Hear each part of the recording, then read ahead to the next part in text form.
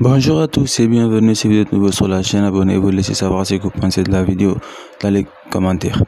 C'est parti. Aujourd'hui, nous allons parler principalement du Real Madrid ici, et en raison de la polémique qui est survenue lors du match Valence-Real Madrid, lors duquel l'arbitre a fait donc un geste qui a posé pas mal de polémiques. Nous allons parler de cela ici dans cette vidéo.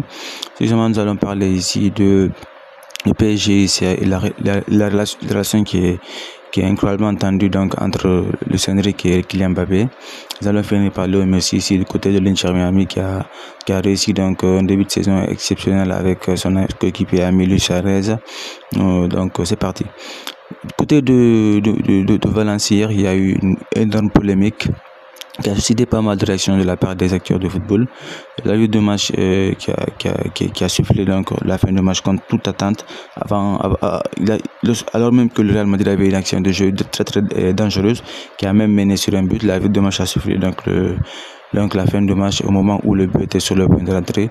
Donc cela a causé énormément de polémiques, du côté donc de l'Espagne, et il y a eu pas mal de réactions. Et principalement ici la réaction ici de Jude Bellingham après la fin du match. Et il a été sanctionné ici par un carton rouge parce que seulement à raison du fait qu'il ait dit que voilà que c'est un putain de but en anglais. Donc l'arbitre l'a donné un carton rouge, et c'était une réaction très à mon avis il n'a pas insulté l'arbitre, mais l'arbitre lui qui était dans la ligne donc de l'erreur qu'il a commise, il a donné un carton rouge qui n'était pas du tout mérité. Au-delà de ça, il y a eu Carlo Ancelotti qui a réagi aussi en conférence de presse après match. Il a dit que voilà que lui qu'il n'a rien vu d'un précédent, c'est-à-dire qu'il n'a jamais vu quelque chose qu'il n'a pas vu auparavant.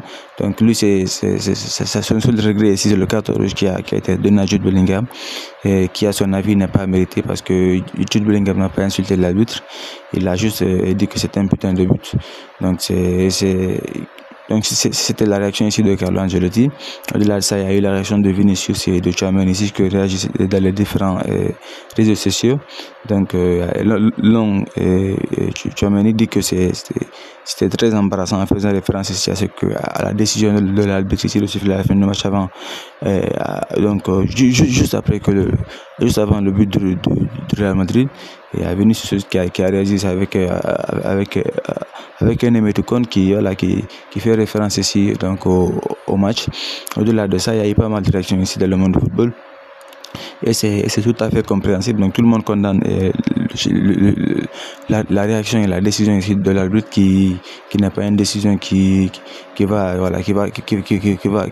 aller ici dans le sens de promouvoir ici le football et l'arbitrage espagnol, parce que là c'est vraiment incroyable ce qui s'est passé.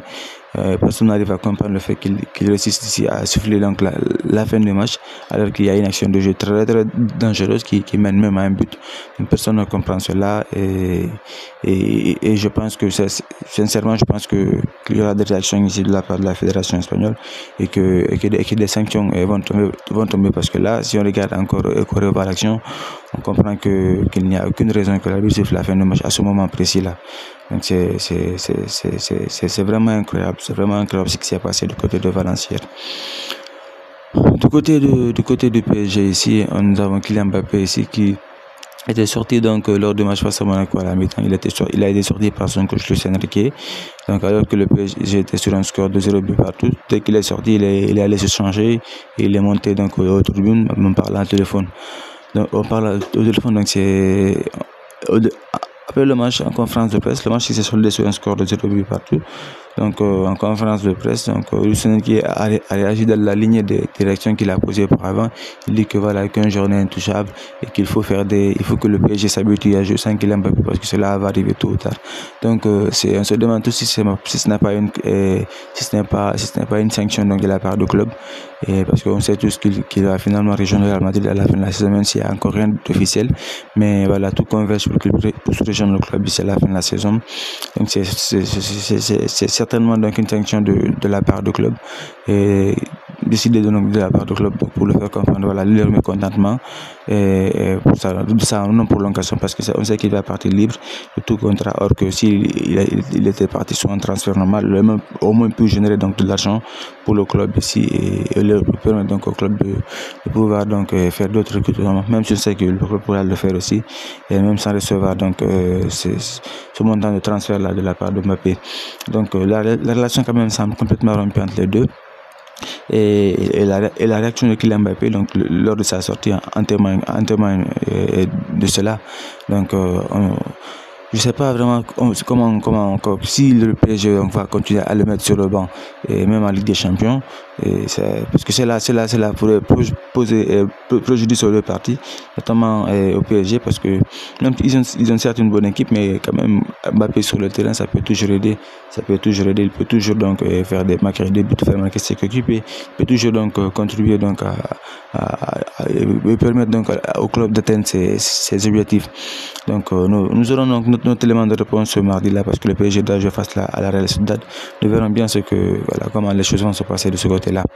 Donc en ce qui concerne Léo Messi ici, hier il a réussi à planter un doublé, et lui ainsi que son coéquipier Luis Suarez, qui chacun d'entre eux a réussi à marquer 2 buts lors de la victoire de l'Inter Miami 5-0 face à l'Orlando.